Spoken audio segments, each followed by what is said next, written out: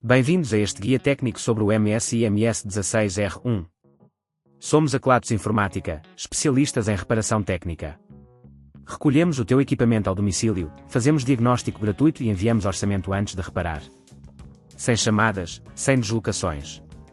Estamos localizados na Cal Joaquim Maria Lopes 26, Madrid. Cómodo, transparente e profissional. Link na descrição. O teu MSI MS16R1 está a fazer um barulho estranho. Este sintoma pode ser sinal de que o ventilador está a falhar, o que é bastante comum em portáteis, especialmente se não forem limpos regularmente.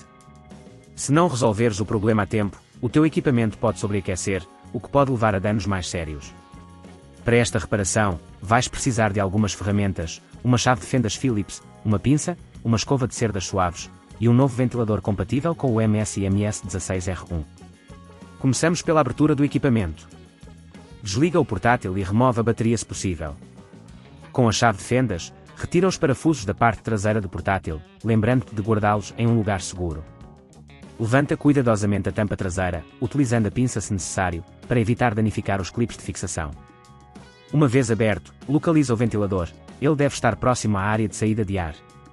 Com a escova de cerdas suaves, limpa a poeira acumulada ao redor do ventilador e dos dissipadores de calor. Agora, retira os parafusos que seguram o ventilador no lugar e desconecta o cabo que o liga à placa-mãe. É importante ter cuidado para não danificar outras partes enquanto fazes isso.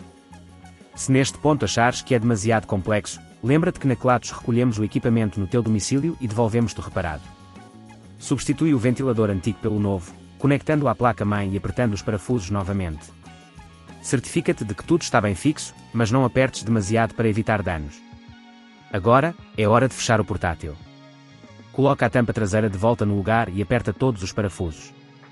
Antes de ligar o equipamento, verifica se não deixaste ferramentas ou peças soltas dentro. Depois de tudo montado, liga o portátil e verifica se o novo ventilador está a funcionar corretamente e se o barulho desapareceu. Para prevenir que o problema volte a ocorrer, recomenda-se limpar o interior do teu portátil a cada 6 meses e assegurar que ele está sempre numa superfície adequada para ventilação. Se não queres arriscar danificar o teu equipamento, na Kelatos recolhemos, reparamos e devolvemos ao teu domicílio em todo o Portugal continental. Link na descrição.